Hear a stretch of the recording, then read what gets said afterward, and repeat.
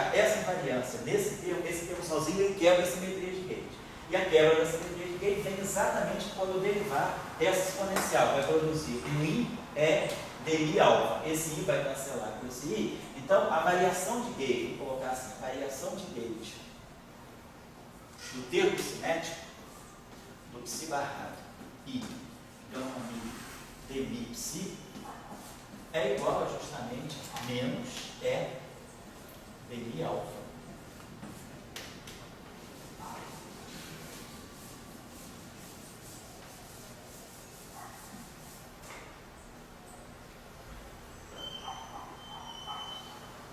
Psi barrado, gama mi psi. Então, o termo cinético, ele não é invariante de Gauge. Mas aí, vamos olhar, então, esse termo aqui sozinho é invariante de Gauge. Então, a gente vai ver o seguinte, os termos que sozinhos quebrariam a simetria de Gauge vão ser aqueles termos que vão estar envolvidos numa identidade de ordem. Quer dizer, a identidade de ordem, ela é sempre, ela vai, o ponto nevrálgico dela é onde a simetria de Gauge seria quebrada. Então, a identidade de ordem, ela sai justamente dos pedaços do lagrangiano que quebrariam a simetria de Gauge, mas que se compensa. Claro, esse lagrangiano como um todo é invariante de Gauge. Vamos pegar agora a variação de Gauge do vértice. A variação de Gauge do vértice, que é menos E, psi barrado, gama mi, psi a mi. Quando eu pegar a variação de Gauge desse cara, a fase do psi barrado acaba com a fase do psi. A única variação que ele tem é o delta do ami, que é o dI alfa. Então, isso aqui vai me produzir um menos dI alfa. Nossa, desculpa, então vamos fazer aqui, vou fazer o contrário. Normalmente é aqui, só fazer aqui. Aqui é o menos, a transformação correta é essa. É menos, tá? Corrijam a transformação de fase correta. Se eu quiser colocar aqui mais, a transformação de fase correta aqui é menos. Então, menos I é alfa psi. Lá, a transformação de fase. Então, essa. Opa, então, peraí. Então, esse cara aqui produz. Ah, esse cara vai tá certo. Esse cara aqui então vai produzir um mais, tá certo? Menos I mais I perfeito. Então, o que vocês estão observando? Por que é que o lagrangiano de Dirac invariante de Gauge, depois que eu faço o acoplamento mínimo? Porque o que o termo cinético quebraria, o termo de interação compensa. Opa, aqui vai ficar psi barrado. O campo do fórmula saiu. E justamente a variação de Gauge do termo cinético compensa, né? Quer dizer, o que eu tenho é isso. A variação de Gauge do termo. Vamos dar assim. Uma variação de Gauge, psi barrado, I, gama mi, dmi psi é igual a menos a variação de Gauge do vértice. Então vocês estão vendo, não é coincidência que o kappa psi, o que o kappa psi faz? Ele normaliza isso exatamente, o contratermo. E quem é o kappa V? É o que normaliza, é o contratermo do vértice. Então, nós estamos vendo que tem uma relação, a simetria de Gauge, ela obriga, mesmo sem correção para a teoria clássica, a simetria de Gauge, do lagrangiano de Dirac acoplado com o campo do fóton, a simetria de Gauge, o termo de massa passa batido. Ele não está nem aí, então ele nem entrou lá. Mas eu precisei compensar a quebra da simetria que sai daqui com a quebra da simetria que sai daqui. Esses dois termos, justamente, justinho, se cancelaram para dar simetria de Gauge. Então, isso aqui é a base para a nossa identidade de ordem. Oi? Sempre tem a questão do que é simetria de Gauge. Então tem muitos canais, assim, né?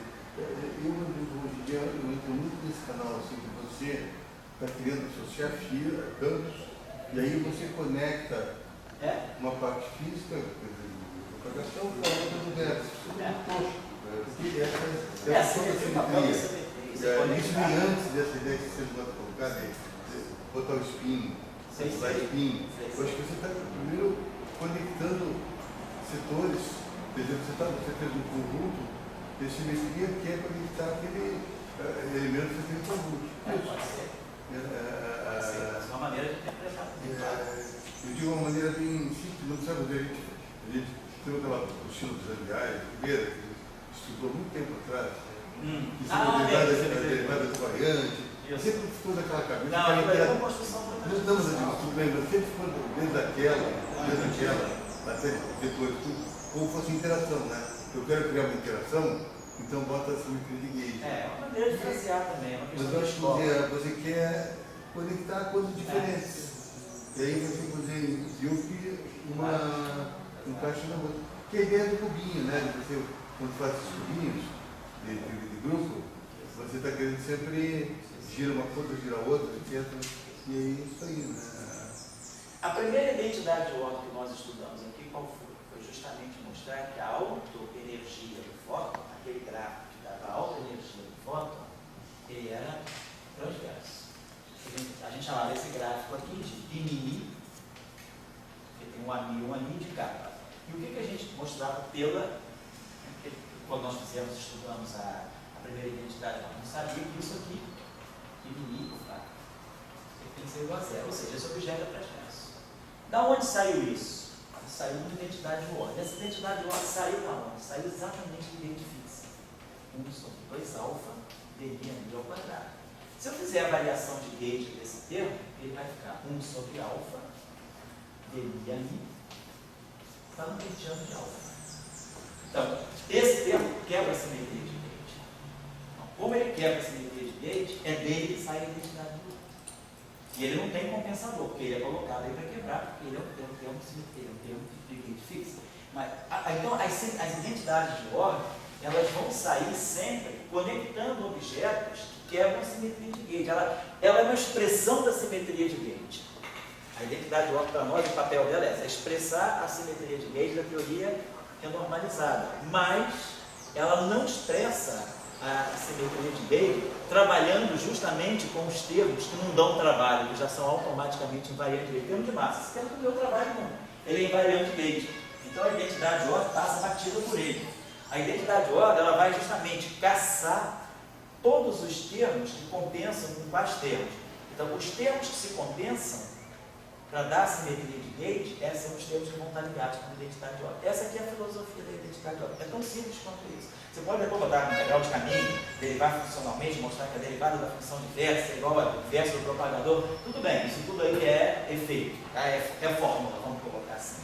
Estamos falando qual é o significado dessas fórmulas. O significado dessas fórmulas, então se você não souber identidade de ordem nenhuma, não precisa ficar preocupado. Você pega o lagrangiano que você tem, estuda a simetria e vê, marca os termos. Marca em vermelho, por exemplo, todos os termos que se cancelam de um modo. Marca em verde todos os outros termos que se cancelam de outro modo. Os termos que são da mesma família de cancelamento vão dar as identidades de ordem estão aqui. Você já pode ler. Não precisa nem saber fazer mais nada. Então a gente já está vendo que aqui tem uma relação entre esses objetos. Esses objetos vão ter significado. Aí a gente vai olhar o seguinte. Quem é a regra de Feynman sai daqui? A gente tira o propagador. Quem é o propagador do fóton? Lembrando lá. Propagador de curto elétrico. Porque isso aqui é o campo cinético. Então isso aqui vai dar origem ao propagador. Então a gente colocou índice alfa, índice beta, o movimento correndo aqui. E aí a gente sabe que o propagador do fóton, a nossa regra de Feynman foi I sobre P2 menos N2 slash mais N beta alfa. Esse aqui é o termo de massa. Estou interessado só nesse termo. Então a parte desse termo que sai do meu propagador é essa aqui. Esquece o termo de massa, o termo de massa está fora da brincadeira. P slash beta alfa. Mas quem é esse P slash? É gama mi, PMI.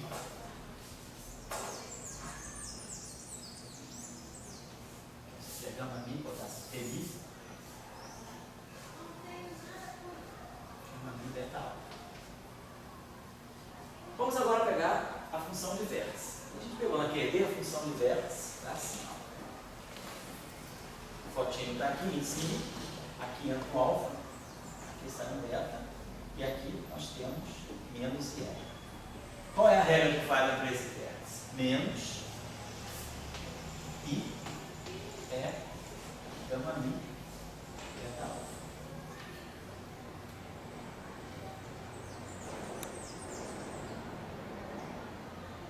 Certo? Então, olha o que está acontecendo aqui. Esse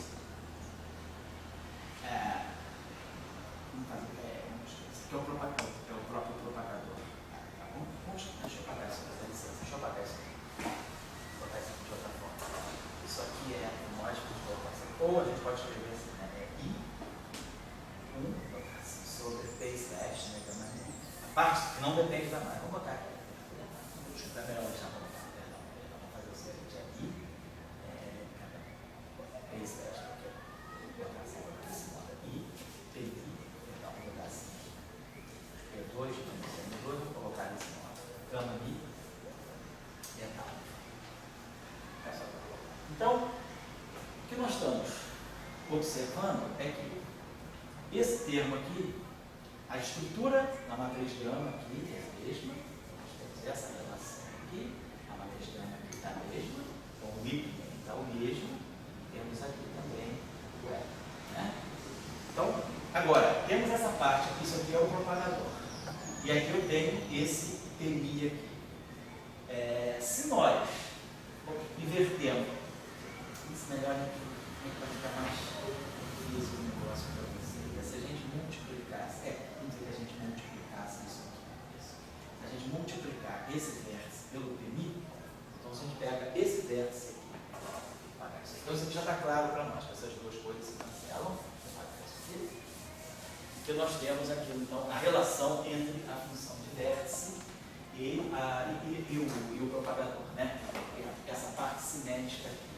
Então, vamos colocar assim, vamos pegar esse termo aqui, não vamos nem tirar o propagador dele, vamos olhar ele direto como está. Esse aqui é o termo que está direto, o termo cinético do Lagrange. Então, deixa eu apagar isso aqui um instantinho só. Não vamos nem precisar tirar o propagador. Vai ficar mais simples ainda se a gente pegar esse objeto, que é o inverso. Na verdade, isso aqui é o inverso do propagador. O propagador é o inverso disso, é 1 sobre I gama mi TMI.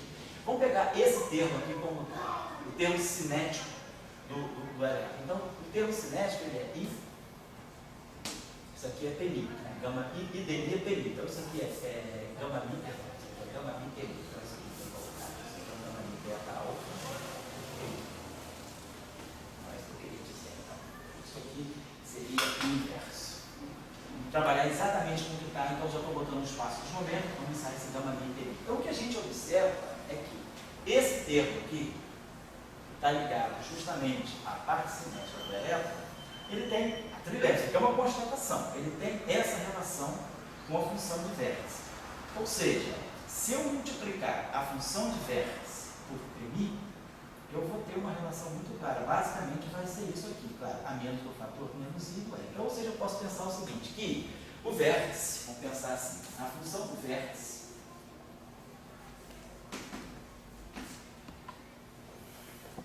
não é o vértice completo. O vértice completo teria o AMI. Lembre-se que nesse vértice, o AMI saiu. O AMI está representado pelo índice gama mi. Isso aqui é o vértice da regra de Feynman. É a função do vértice. Aí eu revisto isso aqui com psi barrado psi, um AMI. Eu vou tirando os campos. Não tem campo aqui, não tem campo aqui. É só o núcleo dos termos que estão no Lagrangiano. Isso que eu estou querendo colocar para vocês. Então, se eu pegar esse vértice que está aqui, essa função de vértice que está aqui, e contrair um TMI, eu vou ter que isso aqui é exatamente menos I, vezes esse termo que está aqui, gama mi é menos I gama mi TMI. Menos I vezes o termo que seria o núcleo, vamos colocar assim, o núcleo do termo cinético. Menos I é o termo cinético, é o termo puramente cinético, não tem termo de massa, não, termo cinético. Estou colocando para vocês. Nós, normalmente, né, a gente quando faz a função de onda lá, eu prefiro deixar assim, botar o E na transformação de rede, deixar o DN alfa descarregado, em vez de botar 1 sobre E DN alfa. Então vamos colocar dessa forma, as coisas estão assim. Então, a gente pode escrever isso dessa maneira. Ou então eu posso escrever também o seguinte: a derivada, podemos também fazer a seguinte coisa: a derivada do termo cinético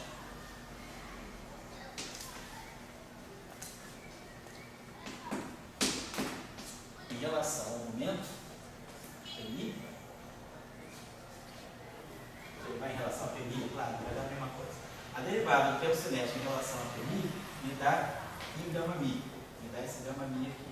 Então, essa derivada aqui em relação ao TI, ou é melhor dizer o seguinte: a função diversa, vou colocar ao contrário, IE menos IE, vou botar a função adversa, vértice, ele vai ser a derivada em relação a TI do termo cinético, que vai me dar o gama, né? Vai me dar o gama mi. Então, se eu derivar isso aqui em relação ao PMI, eu vou ganhar sobre, então, é 1 sobre I sobre E. I sobre E, vamos colocar assim. I sobre E, vértice, bato direitinho, porque se eu multiplicar isso aqui por I e dividir por E, eu vou ganhar gama mi beta alfa. Se eu derivar isso aqui em relação a PMI, eu vou ganhar gama mi beta alfa. Então, tem duas maneiras de expressar: ou expresso desse modo, ou expresso desse modo aqui. Então, isso é só uma constatação. Agora, vamos observar o seguinte: então, isso aqui, essa relação aqui, ela é fundamental. Está escrito aqui, irmão. Essa relação aqui, esse balanço aqui, é fundamental para que a variação desse termo, que é o que sai justamente daqui, é o I, gama mi, dmi, que vai produzir aquele termo indesejado da variação de gauge, é exatamente o que vai comer o termo que vai sair daqui, desse termo aqui. Então, quando nós renormalizamos, quando nós introduzimos os contratermos, quando nós calculamos os infinitos, o que nós fizemos? Nós jogamos o contratermo aqui. E jogamos o contratermo no vértice. Né? Além de, quando a gente jogou o contratermo aqui, lembra que nós jogamos aquele KV? Nós jogamos o contratermo no vértice. Então, quando eu jogar, e o termo que renormaliza a função de onda, nós jogamos o Kpsi. Então, o Kpsi entrou aqui, depois, com os contratermos, na hora dos contratermos, esse termo aqui, ele absorveu um Kpsi. E esse termo aqui, ele absorveu um K no vértice. Quando eu renormalizei, basicamente o que eu fiz foi isso. Eu botava aqui, botava isso mais um Kpsi. Então, o Kpsi, o que estava limpo, quando eu jogo o contratermo, eu jogo exatamente o Kpsi na frente disso. Quando eu jogo o contratermo disso, que é o contratermo do vértice, não da constante de acoplamento, do vértice, eu pego o contratermo do vértice, algo que aparece exatamente dessa forma, eu jogo aqui um KV. Então, o K1, o Kpsi e o KV, eles vão ter que entrar para mexer nesses termos, mas eles não podem quebrar esse balanço, porque senão a renormalização quebrar. A teoria renormalizada não seria variante de Gauge. Então, se a teoria renormalizada, eu renormalizo a QED e as correções, os infinitos, eles não mexem na invariância de Gauge, então é preciso que esse balanço seja mantido. Então, quando eu jogar o termo Kpsi e jogar o termo KV, essa relação não pode ser repetida. Então, o Kpsi, então, aqui, Kpsi, o que vai sair do Kpsi vai ter que sair exatamente do KV, porque senão o Kpsi tem que ser igual ao KV para garantir. Depois nós vamos refazer esse exercício na QED escalar, para a gente fixar mais para garantir que, ao se lançar os contratermos, né,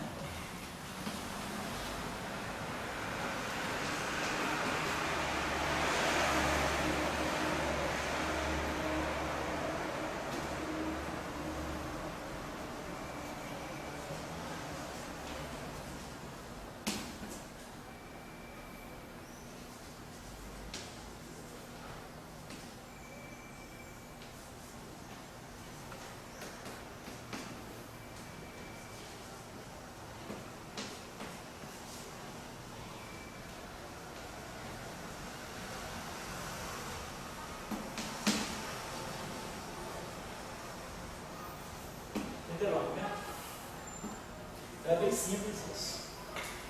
Você tem que ver, sempre que tiver um lagrangiano, que tiver uma simetria, e que a invariância de um... Aí já acontece o seguinte, cada termo sozinho já é invariante.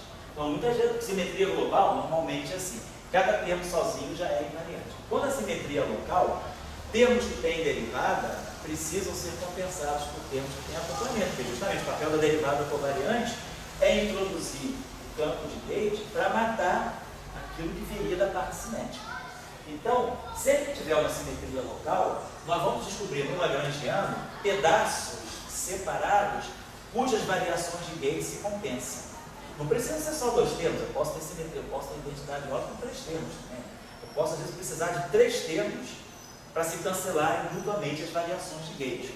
Então, o que eu tenho que olhar para o lagrangiano, se eu olhar para o lagrangiano clássico e souber identificar todas as partes que se cancelam, embora eu goste, que se associam para dar a simetria de Gauge, é daí que vai sair a identidade de ordem. E a identidade de ordem ela vai refletir uma relação entre os contratermos que vão ser necessários para cada um desses termos. É isso, é tão simples quanto isso, é muito mais simples do que a gente possa imaginar. Então, o argumento é esse, é que eu preciso, quando eu jogo o contratermo, eu não posso quebrar aquele balanço que já havia também. Então, quando eu olho para o meu lagrangiano clássico, eu já sabia o que tinha que cancelar com o que. Então, quando os contratermos aparecerem, eles vão ter que aparecer, mas para não desmanchar aquele delicado equilíbrio. E aí garantir que a teoria, depois das correções terem sido lançadas, ela permaneça variante de Gauge. Então, isso depois da teoria não abeliana, chamamos de identidades 9, 9 e Taylor. Nas teorias não abelianas, elas são mais envolvidas, tem mais não linearidade. Mas na teoria abeliana, elas são bem simples. Depois eu vou deixar um exercício para vocês fazerem como tarefa, para vocês descobrirem a origem das identidades de ordem. Está claro, então, como é que a coisa funciona? Então, na eletrodinâmica quântica, esquemorial, na eletrodinâmica de Dirac, a relação é essa. Então, vamos ver daqui a pouco, na QED escalar, a coisa é mais complicada, mas é simples também. Por quê? Porque na QED escalar não tem só esse vértice, eu tenho esse vértice também. E esse vértice não é invariante de Gauge, esse não é. E o termo cinético escalar, ele tem duas derivadas. Então, a gente vai ver que no final da teoria, na identidade de ordem da QED escalar, a gente vai relacionar mais coisas do que na QED exponencial. Mas, na verdade, o que a gente vai ter que olhar é isso. Vamos olhar para o lagrangiano, procurar todas as fontes de quebra da simetria de Gauge e ver que termo variando cancela com que termo variando. Esses termos é que vão formar a identidade de ordem. Tá? E aí, isso aí vai ser fundamental no processo de renormalização. Então, quando nós chegamos aqui no final e vimos que o ZA, que o Z-psi, que aparecia a menos 1, e o ZV se cancela, um é igual ao outro, ele se cancela, sobrava aqui o ZA com a carga renormalizada, com parâmetrozinho para me definir a carga velha. Então, no final, a renormalização da carga do elétron, ela precisa só da alta energia do elétron. Esse gráfico da alta energia do elétron, ele também renormaliza a carga do elétron, graças a essa identidade. É simples, não é complicado, não é óbvio, tudo que é óbvio, mas não é complicado também. Depois a gente vai poder, no próximo curso, poder ensinar para vocês, ou não sei se desse curso o Chão vai fazer, quando vocês aprenderem integrais de caminho, a gente vai usar os métodos funcionais para fazer derivadas funcionais e desidentidades de ordem derivadas sistematicamente. Mas aqui, eu prefiro, né, numa primeira visão, a gente perceber o sentido mais físico da coisa, porque muitas vezes ela fica muito escondida no formalismo. Não é claro o papel das identidades de ordem. Então, eu estou tentando mostrar para vocês que o papel da identidade de ordem é justamente salvaguardar a simetria de Gauge. Então, ela vai aparecer justamente nos termos que são potencialmente perigosos. Os termos que são invariantes de Gauge por si só, ela passa batida. O termo de massa do elétron, maravilha. Se eu tivesse uma interação psi barrado, psi ao quadrado também, mas não é renormalizado, mas a identidade de ordem não ia dizer nada sobre isso. Esse termo sozinho já é invariante de Gauge. Na teoria da eletrodinâmica escalar, o vértice φ4, né, que a gente precisa introduzir, então está fora da identidade de ordem, porque ele sozinho já é invariante de Gauge. O problema é sempre onde tem campo de Gauge e onde tem derivada. Esses vão ser os termos incriminados. Certo? Oi? Oi? Você botou o castigo a caber, né? Isso. Intuitivamente. Não foi intuitivamente, foi baseado, vamos dizer, intuitivamente em que sentido? Baseado no que eu sei. Se eles fossem diferentes, esse deslocamento feito pelas correções ia quebrar essa energia de Gauge. Estou baseado na premissa de que é possível que a teoria renormalizada, com os contratermos, mantenha essa energia de Gauge. Essa que é a questão. Mas Newton mostrou que tinha uma derivada. Isso. Aqui não teria nenhuma. Não, a derivada é no momento. A derivada não tem nada a ver com o contratermo.